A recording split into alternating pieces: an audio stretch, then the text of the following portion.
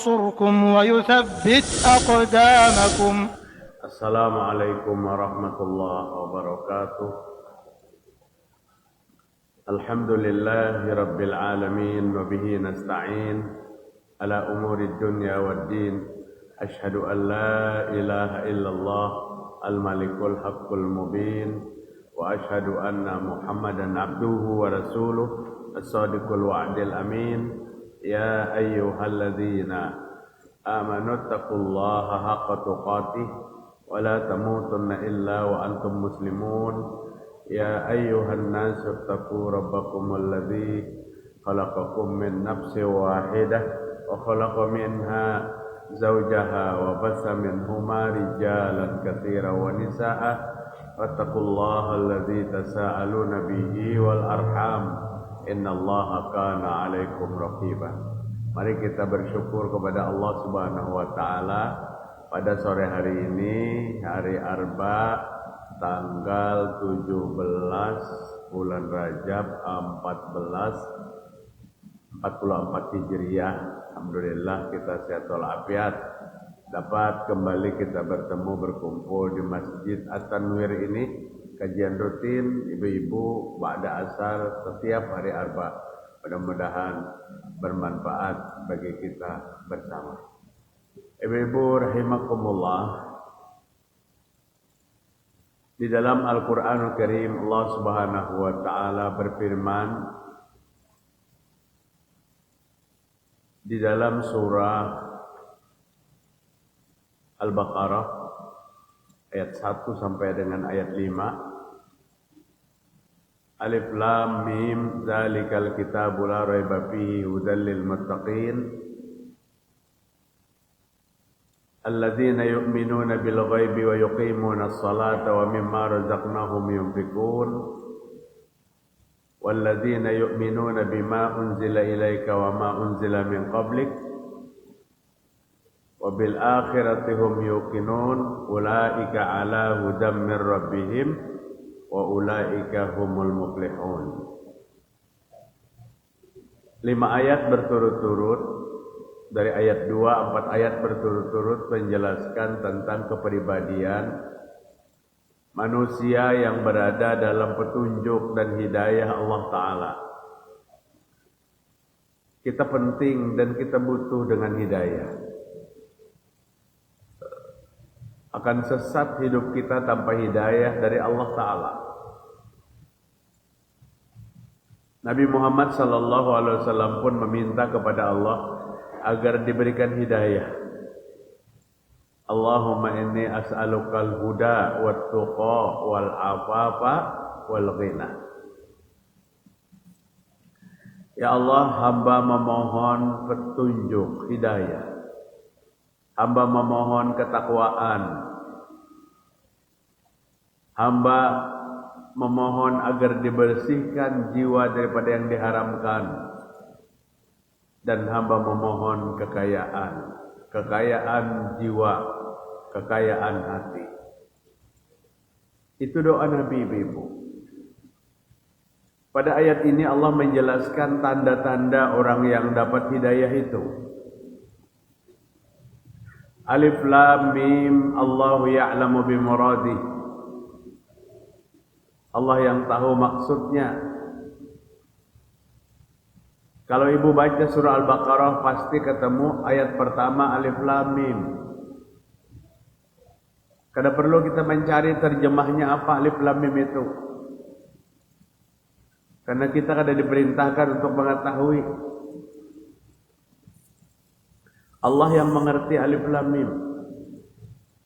Alif Lam Ra, Alif Lam Shad, Ha Mim Yasin, Toha,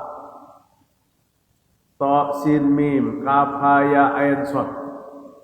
Itu kalimat-kalimat apa? Kalimat-kalimat yang kada perlu kita gali maksudnya apa, tapi kita baca.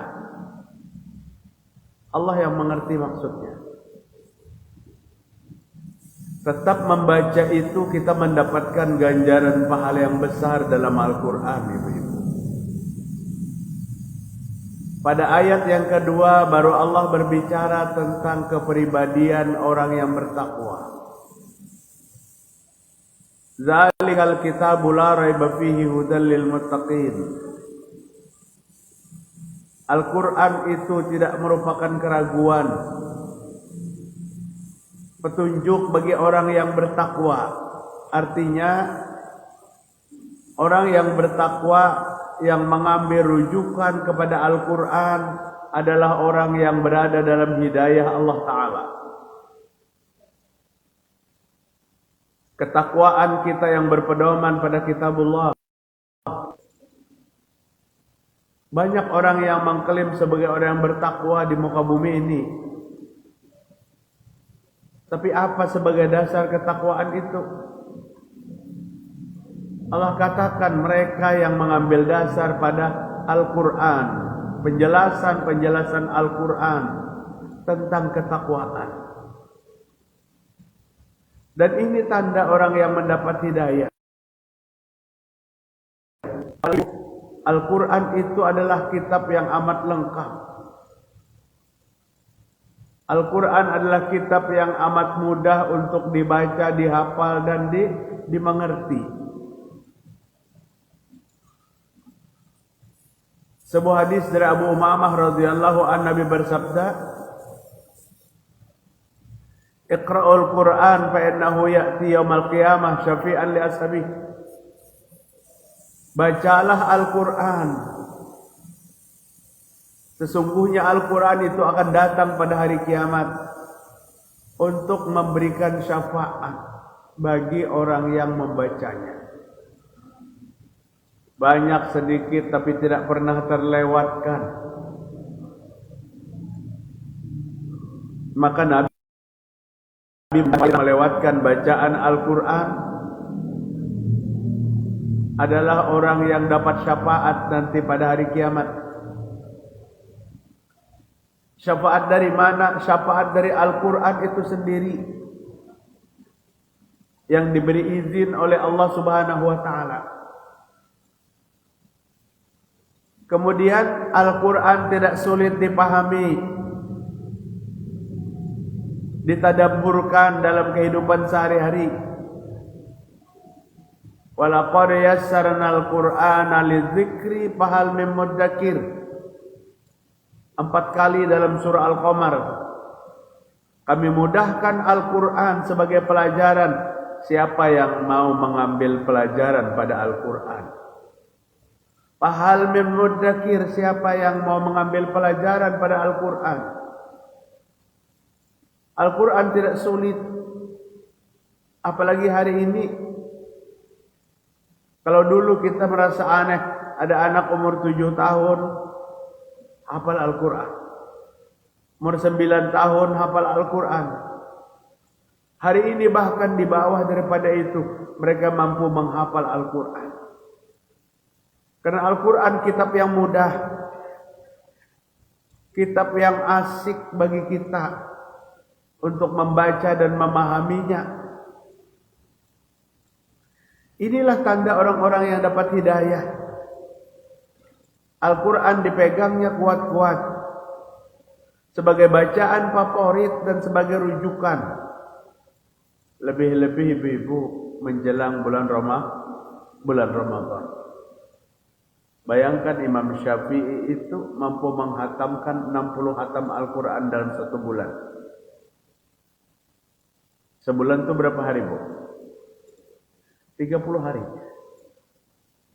Kalau Imam Syafi'i mampu menghatamkan 60 hatam, berarti malam 1 hatam, siang 1 hatam, malam 1 hatam, siang 1 hatam. 24 jam non-stop membaca kalam-kalam Allah. Utsman bin Affan radhiyallahu anhu berkata, orang yang bersih hatinya pasti orang yang tidak pernah merasa kenyang membaca Al-Quran. Tidak pernah merasa bosan membaca Al-Quran. Apabila orang memiliki hati yang bersih. Ambillah Al-Quran sebagai contoh. Ambillah Al-Quran sebagai rujukan. Aisyah radhiyallahu anha berkata, akhlak Nabi adalah Al-Quran. Allah berfirman dalam surah Az-Zuhruf 36-37, orang yang mencoba meninggalkan Al-Quran, maka kehidupannya telah disteri oleh syaitan. Kehidupannya telah dibimbing oleh syaitan. Wa may ya'shu an dzikrir rahman nuqayyid lahu syaitanan fahuwa lahu qarin wa innahum la yasuddunahum anis sabil wa yahsabuna annahum muhtadun. Siapa yang berpaling dari pelajaran Al-Quran, maka didatangkan syaitan kepadanya. Apa yang digawe syaitan? Menjadi teman setia, teman akrab orang itu. Bayangkan syaitan musuh kita ke bebuyutan datang berlagak menjadi teman. Syaitan berusaha menjauhkan manusia dari petunjuk Allah. Wa innahum la yasuddunahum 'anis sabil wa yahsabuna annahum muhtadun. Setan-setan itu menjauhkan manusia dari jalan Allah Ta'ala. Dan orang yang dijauhkan oleh setan dari jalan Allah masih mengira mendapat petunjuk, masih mengira mendapat hidayah. Orang yang bertakwa jangan tinggalkan Al-Quran. Siapa lagi di antara orang yang mendapat hidayah? Alladzina yu'minuna bil ghaibi. Orang yang beriman kepada yang gaib. Apa yang gaib itu, ibu-ibu? Sesuatu yang tidak terjangkau oleh mata kita. Kadang-kala kita melihat, kadang-kala kita membuktikan, tapi kita beriman. Itu arti beriman kepada yang gaib. Bukan beriman kepada jin dan setan. Beriman kepada yang gaib, beriman kepada berita-berita yang datang kepada kita yang kita tidak ketahui, tapi kita wajib beriman. Tentang apa? Tentang proses hari kiamat. Adalah sudah nang datang hari kiamat? Belum ada. Tentang sirat, tentang mahsyar, tentang hisab, tentang mizan, tentang surga, tentang neraka. Itu berita-berita gaib lawan kita, tapi kita beriman. Allah berbicara tentang dahsyatnya siksa dalam neraka. Inna syajarataz zakkum ta'amul azim kal muhli yaghli fil butuni ka ghalil hamim. Itu cerita Al-Quran. Syajarataz zakkum, buah zakkum. Ta'amul azim, makanan orang yang berdosa. Kal muhli yaghli fil butun ka ghalil hamim. Mendidih, menggurak di dalam parut seperti mengguraknya minyak yang panas. Apabila buah zakkum itu dimakan oleh orang yang berdosa, maka di dalam parut mendidih. Melihatlah kita, belum kita. Merasakanlah, na'udzubillah, mudahan kita jangan merasakan. Tapi berita itu kita percaya. Dan ini namanya beriman kepada yang gaib. Beriman kepada siratal mustaqim. Yang dikisahkan nang kaya rambut belah 7. Halusnya tapi lebih tajam daripada pedang. Manusia lewat di tempat itu. Berimankah kita? Beriman, sekalipun kita belum melewati. Ini namanya beriman kepada yang gaib. Berita-berita yang datang dari Allah tentang masa-masa yang akan datang di akhirat kelak, wajib kita imani. Orang yang kada mendapat hidayah, kada ada harapannya beriman. Dibahasnya, di utak atiknya, bujur gerang, iya gerang, kayak ini, kada percayanya. Nah, orang yang dapat hidayah, sekalipun kita hanya sampai dari berita ke berita, tapi beritanya dari Al-Quran dan hadis, maka kita percaya. Alladzina yuqimunas shalah. Orang yang dalam hidayah Allah itu orang yang selalu mendirikan salat. Waktu salat sampai langsung dia lakukan salat. Lebih-lebih dia mengerjakan di mana azan dikumandangkan. Artinya salatnya dengan berjamaah. Menjaga salat adalah bentuk hidayah daripada Allah Ta'ala. Lamun Allah baru memberikan hidayah, kada tertarik sedikit pun. Lawan Allah kada malu, lawan sesama manusia pun kada pernah malu. Meninggalkan salat seenaknya, meninggalkan salat sebuah larangan yang besar sekali dosanya tanpa beban. Tanpa beban. Banyak orang yang puasanya sebulanan kawa, yaitu salat kada tapi tagawi. Banyak orang yang berzakat ke sana ke sini, salatnya belum sempurna.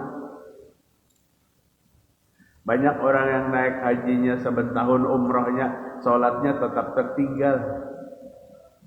Karena meninggalkan salat adalah perbuatan yang kada berbekas. Padahal dosanya sangat besar. Kada ada setinggi-tinggi dosa dari perintah Allah yang ditinggalkan kecuali meninggalkan sholat. Dan mengerjakannya pun pengampunan daripada segala dosa. Lau anna nahron ala babi ahadikum yaqtasilu kulli yawmin mi'ata marrah aliyabqa min duranihi syai'. Jika ada satu sungai di hadapan rumahmu, airnya mengalir jernih, engkau mandi 5 kali sehari di sungai itu, adakah lagi kotoran di badanmu, kata Nabi. Tentu semua sahabat menjawab, kada ada wahai Rasul. Wa dzalika mislus shalah, nang kaya itu salat 5 waktu. Yang kamu kerjakan 5 kali dalam sehari dan menggugurkan segala dosa dan kesalahan asal mengerjakannya dengan kehusyuan dan jangan belang kambingan. Kayak Pak Ustadz 2-30 tahun yang lewat terjadi belang kambingan, akan datang kayak Pak bertaubat banyak-banyak kepada Allah Ta'ala. Karena dalam Islam kada disyariatkan untuk mengqadha salat yang tertinggal. Kunna nu'maru biqada'is shaum wa la nu'maru biqada'is salati. Kata Aisyah radhiyallahu anha, aku disuruh Nabi mengqadha puasa yang tertinggal, tapi Nabi kada menyuruhku mengqadha salat yang tertinggal.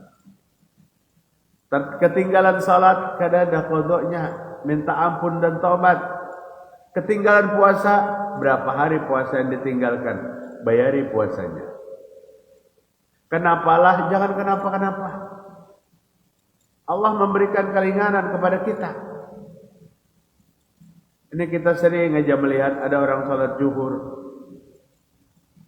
Embah salat zuhur 4 rakaat berdiri pulang, salat zuhur pulang. Salam 4 rakaat berdiri pulang, salat zuhur pulang.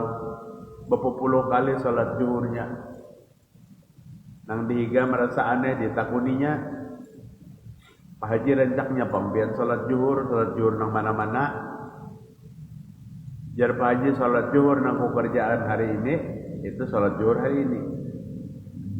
Salat zuhur yang berikutnya, salat zuhur nang sekian tahun yang lewat tertinggal, sekian tahun yang lewat tertinggal. Aku mengqadha salat yang tertinggal. Kada ada perintahnya mengqadha salat. Mungkin yang dimaksud mengqadha tuh kesiangan bangun, datang malam pukul 3 langsung teguring. Azan subuh berkumandang, bujur-bujur pian kada mendengar azan subuh daripada nyanyaknya guring. Persis terbangun jam 8:30 besokan. Waktu subuh lah jam 8:30 tuh sudah lawas lewat. Tapi apabila kita bangun jam 8:30, ambil air wudu, laksanakan sholat subuh 2 rakaat. Sahkah? Sah sholat.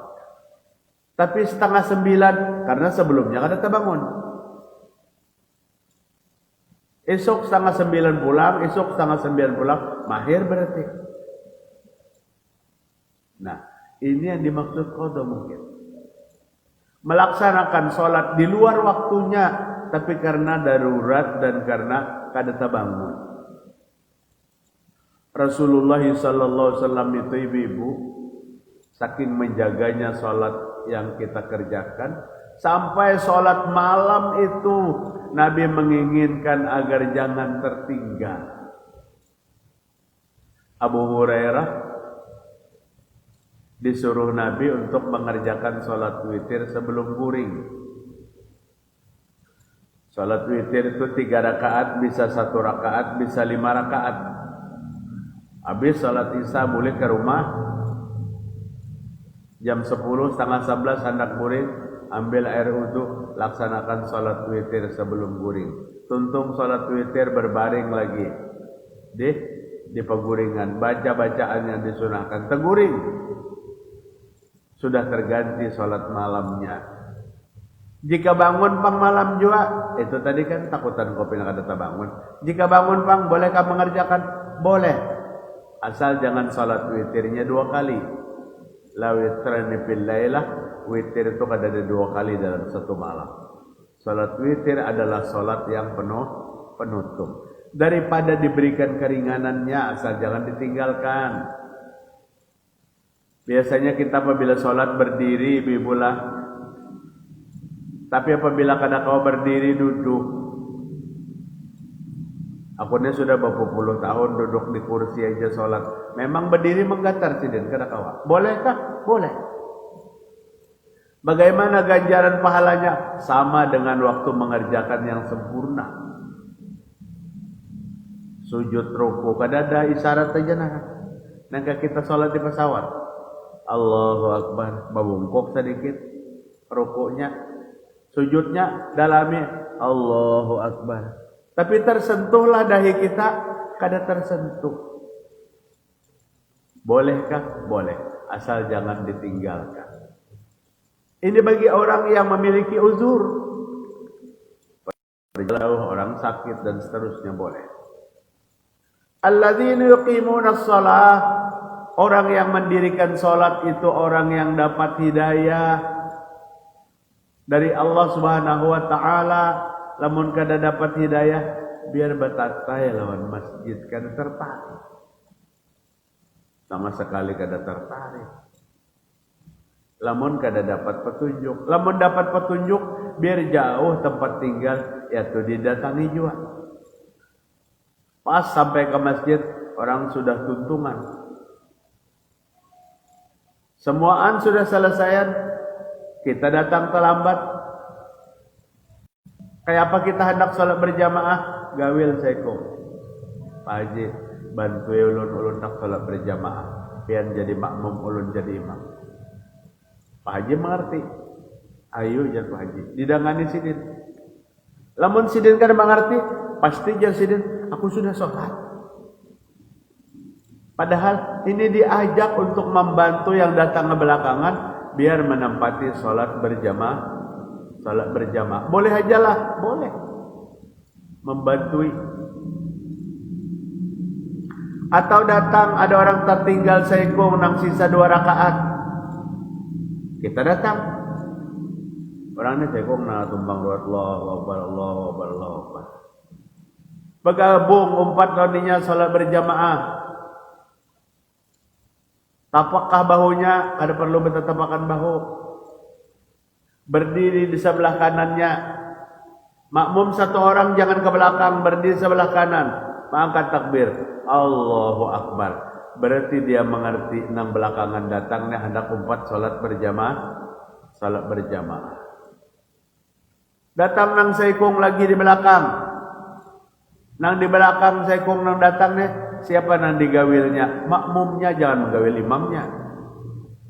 Gawil makmumnya, maksudnya mundur ke belakang nih. Apabila berdua makmumnya di belakang. Nyaman benar ibu-ibu kalau mengerti tentang kaifiat salat. Tapi apabila kada mengerti saling ngalihan. Kenapa jadinya maka menggawil makmum, menyuruh makmum mundur. Supaya makmum 2 orang itu di belakang. Makmum 1 orang di samping. Apa kita bisa melaksanakan ini? Kaifiat ini tanpa belajar tentang ilmu tentang sholat. Maka kita kada mesti sholat di atas wirni aja. Bisa sholat di tempat lain yang jauh, yang kadang-kadang sholatnya kada tergambar nang gaya kita. Tapi karena butuh sholat berjamaah kita bergabung. Nang baiknya kita ikuti, nang kada baiknya jangan umpat. Kaifiat sholat namanya. Sholat wajib ataupun sholat sunnah. Ramadan parah. Sholat wajib, sholat sunnah. Wajib berapa kali lipat, sholat sunnah nilainya seperti sholat wajib. Apabila kita sungguh-sungguh menghidupkan Ramadan dengan ibadah sholat. Waktu buka puasa jangan terlalu banyak beban. Jangan berat bebannya. Kayak apa kada berat? Bubur ayam bertumpuk 3 piring habis disedotnya. Pas giliran sholat uyuh benar. Terlambat datang ke masjid. Orang sudah tarawih hanya datang, padahal nang datang dia belum sholat isya. Sholat tarawih itu dikerjakan setelah sholat isya. Maka dia datang ke masjid dan bergabung dengan orang yang sedang sholat tarawih. Dan dia berniat sholat isya. Imbas salam berdiri tambahi sholatnya. Itu kaifiatnya. Belajar tuntunan dan bimbingan sholat. Wa mimma razaqnahum yunfikun, dan orang yang menginfakkan rizkinya itu orang yang dapat hidayah. Anda menginfakkan rizki lawan orang lain. Hendak memberikan rezeki, lebih-lebih bulan puasa nih. Tiap masjid membuka kesempatan untuk membukakan orang berpuasa sesuai dengan banyak jamaah yang berbuka. Makin banyak jamaahnya, makin mahal, makin ganal pahalanya. Makin sedikit jamaahnya, makin ringan juga pahalanya. Suguhkan makanan kepada orang yang berpuasa. Allah memberikan nilai pahala puasa sejumlah orang yang berbuka. Kada berat kita. Berapa di masjid sini, berapa di masjid sana. Kalau perlu dibagi-bagi di sini semalaman, di sana semalaman, di sana semalaman. Lengkap. 30 buah masjid semalaman-semalaman. Lengkap ke 30 malamnya. Jika Allah memberikan kelapangan rezeki. Jika kada, pilih di mana masjid yang kita kehendaki. Berbuka bersama, mendidik berbagi. Di samping memudahkan sholat berjamaahnya apabila kita berbuka bersama. Yang biasanya kada sholat berjamaah itu buka di rumah. Sekancang-kancang diisi. Berdiri aja saling ngalihan. Raum, orang habis makan raum, ada orang belum makan nang raum, kekanyangan. Turun ke masjid, imam terpanjang sedikit aja, ngomelnya semingguan. Kenapa? Karena kita mengisi bebannya terlalu berat. Rizki Allah berikan kepada kita diinfakkan. Lebih-lebih dalam bulan Ramadan. Dan itulah orang yang mendapat hidayah. Kemudian yang terakhir, walladzina yu'minuna bima unzila ilaika wa ma unzila min qablik wa bil akhirati hum yuqinun. Dan orang beriman kepada apa yang diturunkan kepada Nabi Muhammad sallallahu alaihi wasallam, Al-Qur'an. Orang yang beriman kepada Al-Quran yang diturunkan kepada Nabi. Al-Quran itu diimani, dipercayai, dan dipelajari. Itu wajib. Wajib mempelajari Al-Quran. Kenapa? Karena kita ingin kita dituntun oleh Al-Quran. Walladzina yu'minuna bima unzila ilaika wa ma unzila min qablik. Dan beriman kepada kitab yang diturunkan sebelum engkau, wahai Muhammad. Kitab yang diturunkan kepada Nabi Muhammad sallallahu alaihi wasallam 6.236 ayat. 114 surah. 30 juz. 1.027.000 huruf. Itu turun kepada Nabi. Kitab apa yang kada turun kepada Nabi sebelum Nabi diangkat menjadi Nabi? Kitab itu sudah turun. Kitab Taurat turun kepada Nabi Musa. Kitab Zabur turun kepada Nabi Daud. Kitab Al-Quran turun kepada Kitab Injil turun kepada Nabi Isa. Beriman kepada Al-Quran dan beriman kepada Taurat, Zabur, Injil. Tapi berbeda. Kalau beriman kepada Al-Quran, wajib Al-Qurannya dipelajari. Kalau beriman kepada Taurat, Zabur, Injil, tidak wajib kita mempelajari. Tapi kita yakin dan percaya itu adalah kitab samawi yang datang daripada Allah Subhanahu wa ta'ala. Setelah ini ada pertama, Al-Quran dijadikan rujukan dalam bertakwa. Yang kedua, percaya kepada yang gaib. Yang ketiga, mendirikan sholat. Yang keempat, menginfakkan rizki. Yang kelima, beriman kepada Al-Quran. Dan yang keenam, beriman kepada apa? Kitab-kitab yang turun sebelum Al-Quran. Yang ketujuh, wabil akhirati hum yuqinun, dan yakin dengan negeri akhirat. Cerita tentang akhirat kada pernah ragu bagi kita. Meyakini tentang negeri akhirat. Apabila 7 macam ini ada, ulaika ala hudam mir rabbihim wa ulaika humul muflihun. Mereka itulah orang yang berada dalam hidayah Allah, dan mereka itulah orang yang beruntung. Beruntung berada dalam hidayah Allah. Setelah kita mampu mempraktekkan 7 kepribadian dalam kehidupan kita, seperti apa yang kita kemukakan. Itu aja ibu-ibu yang dapat turun sampaikan kajian siang hari ini. Mudah-mudahan bermanfaat. Adakah nampian tanyakan? Silakan.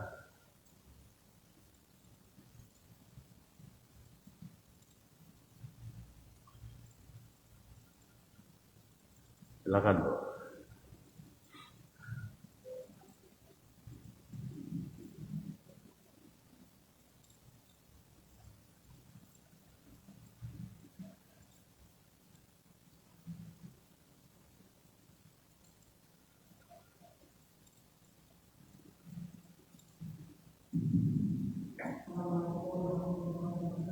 Assalamualaikum warahmatullahi wabarakatuh.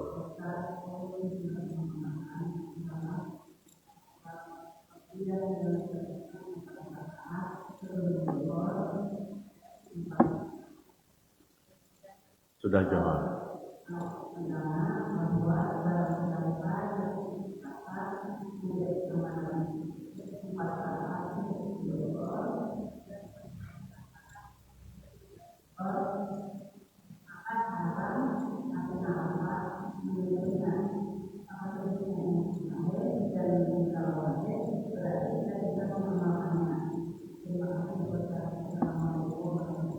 Assalamualaikum warahmatullahi wabarakatuh. Sahih, Bu, hadisnya, Bu. Hadisnya sahih. 4 rakaat sebelum zuhur, 4 rakaat sesudah zuhur. Bisa kita praktekkan dan bisa kita amalkan. Nah, jadi ada penjelasan tentang hadis 4 rakaat sebelum zuhur dan 4 rakaat sesudah zuhur. Bunyi hadisnya nangka ini. Nah,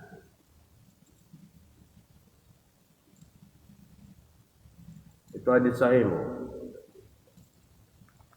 Dari Ummu Habibah radhiyallahu anha, istri Nabi, mengatakan bahwa beliau mendengar Rasulullah sallallahu alaihi wasallam bersabda, "Man hafaza ala arba'i raka'atin qabla zuhri wa arba'i raka'atin ba'daha haruma 'alan nar." Barang siapa menjaga salat 4 rakaat sebelum zuhur, 4 rakaat sesudah zuhur, maka Allah mengharamkan neraka baginya, kada disentuh api neraka. Hadis diriwayatkan Imam Tirmizi, Ibnu Majah, dan Syekh Albani menyatakan hadis ini sahih. Hadis ini sahih. Bagus pian tambahi di luar daripada rawatib biasa 4 sebelum zuhur. Sementara ini kan nang pian amalakan 4 sebelum zuhur, 2 sesudah zuhur, 2 sesudah maghrib, 2 sesudah isya, 2 sebelum subuh. Jumlahnya berapa? 12. Ada juga nang mengamalkan nang 10. 2 sebelum zuhur, 2 sesudah zuhur, 2 sesudah maghrib, 2 sesudah isya, dan 2 sebelum subuh. 10 rakaat. Ada yang mengamalkannya 14 rakaat. 4 sebelum zuhur, 4 sesudah zuhur, kemudian 2 setelah maghrib, 2 setelah isya, 2 sebelum subuh. Maka Allah mengharamkan disentuh api neraka. Dan hadis ini sahih. Oh berarti mengamalkan itu aja bang 4-4. Kayak apa bulihannya mengamalkan itu aja 4-4 lamun zuhurnya kada digawe. Ngarannya gin qobliyah dan ba'diyah, sebelum dan sesudah. Betul hadisnya sahih. Adakah lagi Bu?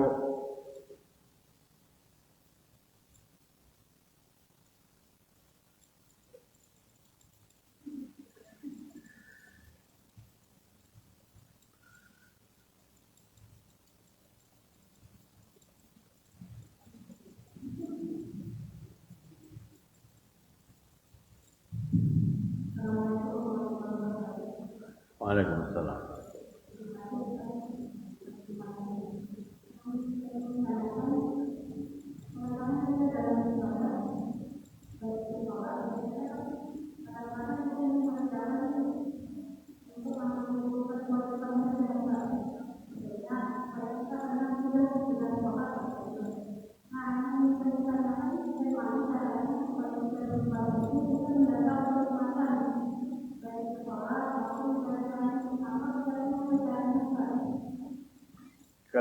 Kada jelas kayak apa tadi tuh. Kada jelas. Bisa diulangi santai.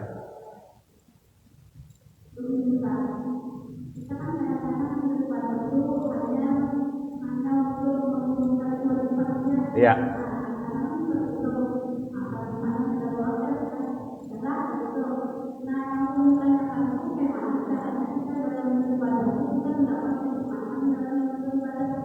Ya, bagus benar pertanyaannya. Ya. Assalamualaikum warahmatullahi wabarakatuh. Ini meningkatkan nilai ibadah. Bujur nanti tak gunakan. Hari ini ibadah sholat itu hanya sekedar melepaskan kewajiban. Lamun melepaskan kewajiban lalu sholatnya buru-buru, Al-Fatihahnya buru-buru, rukuknya buru-buru, sujudnya buru-buru. Dapat sudah 4 rakaat, salam kiri, salam kanan, sudah selesai. Bagaimana kita meningkatkan agar ibadah sholat itu jadi nikmat? Kita bisa menikmati ibadah sholat itu. Dan ini yang betul-betul ibadah yang kita kerjakan. Apabila ibadah sholat itu nikmat, siapa nang kada hakun lawan kenikmatan, kada ada malas lagi kita. Artinya kita diperintahkan untuk berusaha menjadikan ibadah yang kita kerjakan termasuk sholat menjadi nikmat. Kayak apa supaya nikmat? Ujar Utsman bin Affan radhiyallahu an, fi adain faraidallah, melaksanakannya tunai di awal waktu. Dibiasakan untuk tidak menunda-nunda, maka ibadah itu nikmat. Ibadah yang ditunda-tunda itu kada nikmat lagi. Fijitina bimaharimallah, menjauhi yang diharamkan Allah Ta'ala. Ibadah jadi nikmat. Kenapa kada nikmat? Karena dosa banyak dalam diri kita. Karena kita melaksanakan yang diharamkan. Bil amri bil ma'ruf. Pada saat kita mampu menyampaikan kebaikan kepada orang lain. Ibunya sholat, suaminya kada sholat, sampaikan. Anaknya belum sholat, sampaikan. Amar ma'rufnya, menyampaikan satu kebaikan yang kita kerjakan kepada orang lain, ini menambah-nambah kenikmatan. Wan nahyi 'anil munkar, dan melarang orang berbuat kemunkaran, itu menambah kenikmatan. Kayak apa supaya ibadah yang kita kerjakan itu kita nikmati? Dan ini makom orang-orang yang betul kenal dengan Allah. Betul-betul kenal dengan Allah. Selama ini ritual sholat kita hanya pelepas kewajiban. Seharusnya sholat yang kita kerjakan itu dinikmati. Saking nikmatnya sholat. Zuhur 4 rakaat, subuh 2 rakaat, kada terasa. Air mata di berabayan di pipi. Nikmat, ya Allah, terima kasih. Engkau masih izinkan beri kesempatan hamba untuk sholat. Tuntung sholat subuh, ya Allah, sampaikan hamba untuk bisa sholat zuhur. Tuntung sholat zuhur, minta sampai sholat asar. Berputar 24 jam. Rasa kenikmatan itu ada dalam ibadah sholat. Demikian. Cukup? Cukup ya kalau sudahlah.